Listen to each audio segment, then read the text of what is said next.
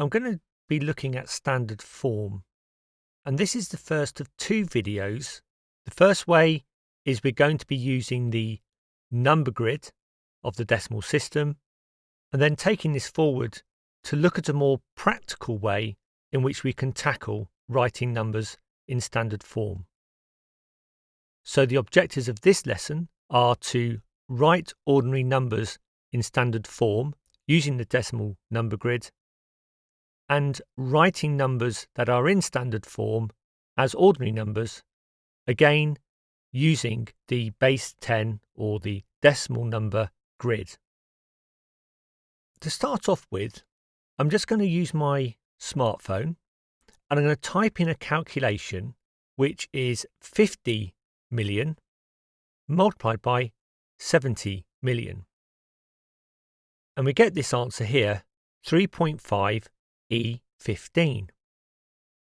And on my scientific calculator, I get 3.5 and a little 15 up in the top right-hand corner.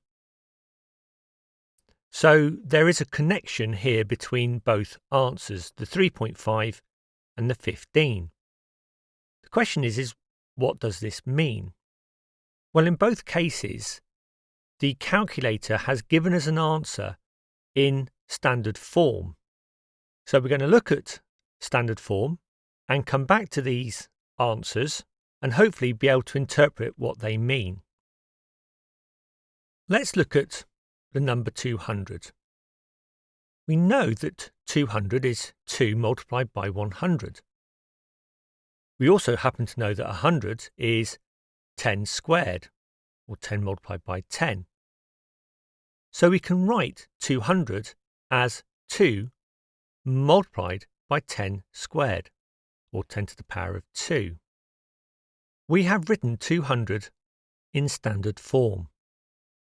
I want to look at this on our Base-10 number grid. So here's our grid, and here are the columns, and we have 1, 10, 100, 1000, 10,000 and so on. And we've got tenths, hundredths, thousandths, 10,000ths and so on. Now remember, the number system is a Base-10 number system. So we can rewrite these columns, and I've done this in previous videos. We can rewrite the columns like this. So 1 becomes 10 to the power of 0, 10 becomes 10 to the power of 1, 100 becomes 10 to the power of 2, 1000 becomes 10 to the power of 3 and so on. And similarly, 1/10 becomes 10 to the power of -1, 100th becomes 10 to the power of -2, 1000th becomes 10 to the power of -3, and so on. We are going to write our columns like this for the purposes of understanding standard form. I'm going to write on our grid 200.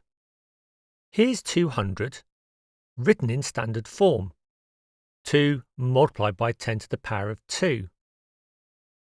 Look at where the digit 2 is written in our number system. It is in the hundredths column, or the 10 to the power of 2 column. If I'd had 800, so let's write 800 down, we can see that the digit 8 is in the 10 to the power of 2 column. So we can write 800 as 8 multiplied by 10 to the power of 2. So there's 800 in standard form. If I wrote down 4000 in our number grid, we can see that the digit 4 is in the 10 to the power of 3 column, which is the thousands column. So we can write 4000 as 4 multiplied by 10 to the power of 3. And this also applies for decimal numbers. If I had 0.01, we can see that 1 is in the hundredths column, or the 10 to the power of -2 column.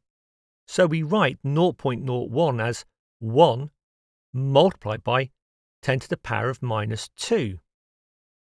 If I'd had 0.007, the digit 7 is in the 10 to the power of -3 column.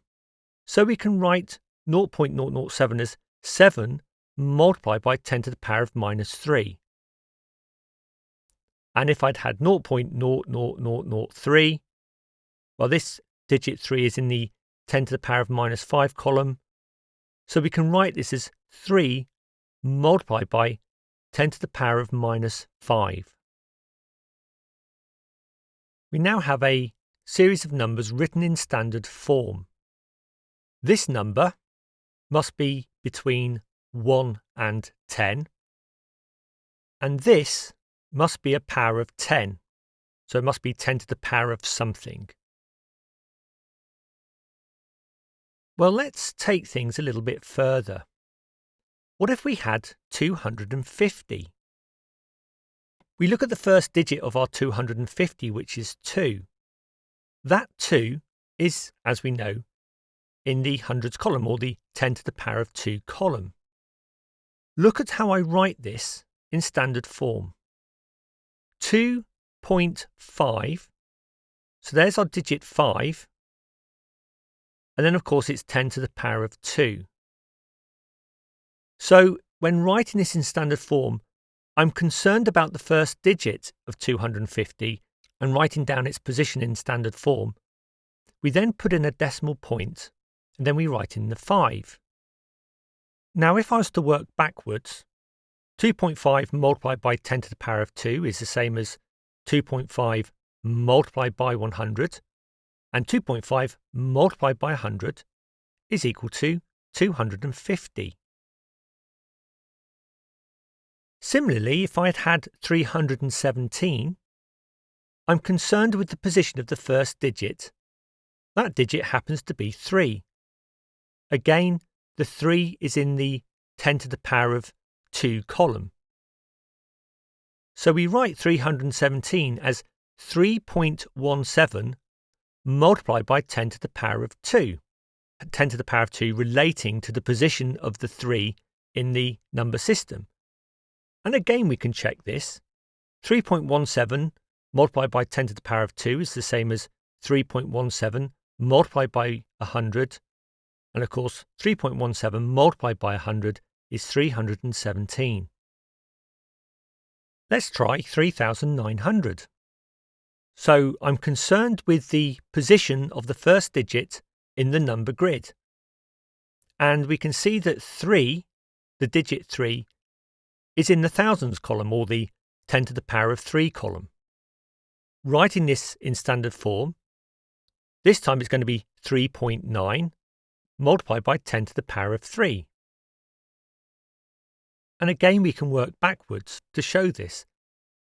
Remember that 10 to the power of 3 is the same as 1,000, so we have 3.9 multiplied by 1,000, which is equal to 3,900. And we can extend this even further. Let's look at 540,000. Well, the first digit is 5, and it's in the 10 to the power of 5 column. Writing this in standard form, we're going to end up with 5.4 multiplied by 10 to the power of 5, because the 5 happens to be in the 10 to the power of 5 column. Out of interest, let's just move the digit 4 from the 10 to the power of 4 column to the 10 to the power of 3 column. So we now have 504,000. We still approach this in the same way. The 5, the first digit 5, is in the 10 to the power of 5 column. So we therefore have 5.04 multiplied by 10 to the power of 5. So we can't forget to put that naught in when writing this number out in standard form. So that's looking at some whole numbers. Let's look at some decimal numbers. The principle is still the same. Let's say we had 0.0035. I look at the first non-zero digit, which is 3, and this is in the 10 to the power of minus 3 column. So I can write 0.0035 as 3.5 multiplied by 10 to the power of minus 3. And if I had 0.0072, again we look at the first non-zero digit, which is 7. The 7 is in the 10 to the power of minus 3 column. So we write 0.0072 as 7.2 multiplied by 10 to the power of minus 3. And if we had 0.00703, again we look at the first non-zero digit, which is the 7. It's in the 10 to the power of minus 3 column. So we write 0.00703 as 7.03 multiplied by 10 to the power of minus 3. If we had 0.0516, the first non-zero digit is 5. It happens to be in the 10 to the power of minus 2 column. So we have 5.16 multiplied by 10 to the power of minus 2. And if I had 0.00049, we look at the first non-zero digit, which happens to be 4. It's in the 10 to the power of minus 4 column. So in standard form, 0.00049 is 4.9 multiplied by 10 to the power of minus 4. Again, notice that in all of these examples, this number here is between 1 and 10.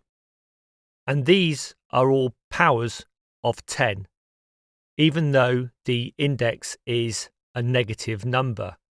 Remember that 10 to the power of minus 3 means 1 over 10 to the power of 3, and 10 to the power of minus 2 means 1 over 10 to the power of 2. I'm going to go through a series of questions. If you fancy having a go at these before I go through the answers, then pause the video and have a go. And when you're ready, press play. Write the following numbers in standard form. Use the grid to help you. So the first one is 39,700. Well, let's write that down on our grid. And we can see that the first non-zero digit is 3. So the 3 is in the 10 to the power of 4 column. So we have 3.97 multiplied by 10 to the power of 4. Question 2 is 4,010. So let's write that down on our grid. So we're looking at the 4. The 4 is in the 1,000 column, or the 10 to the power of 3 column. So in standard form, 4,010 is 4.01 multiplied by 10 to the power of 3. Question 3, 806,000. Let's write that down in our grid. The 8 is in the 10 to the power of 5 column. So 806,000 is 8.06 or 8.06 multiplied by 10 to the power of 5. 0.0137. So let's write that down. We can see that the first non-zero digit is 1, and it's in the 100th column, or the 10 to the power of minus 2 column. So in standard form, 0.0137 is 1.37 multiplied by 10 to the power of minus 2. Question 5, 0.00008. So when we write that down, the 8 is in the 10 to the power of minus 5 column. So this is 8 multiplied by 10 to the power of minus 5. And finally, 0.00205 or 205. The 2 is in the 10 to the power of minus 3 column, or the 1,000th column. And so we have 2.05 or 2.05 multiplied by 10 to the power of minus 3. So let's work the other way. Write the following from standard form to ordinary numbers. So question 1 is 4.6 multiplied by 10 to the power of 5. So we're concerned with the 4, and we are concerned with the 10 to the power of 5. We're going to write the 4 in the 10 to the power of 5 column. The 6 then goes in the 10 to the power of 4 column, and then for place value reasons we need to put a 0 for the remaining columns. So 4.6 multiplied by 10 to the power of 5 is 460,000. 9.1 multiplied by 10 to the power of minus 3. I'm concerned about the 9, and I'm going to write the 9 down in the 10 to the power of minus 3 column.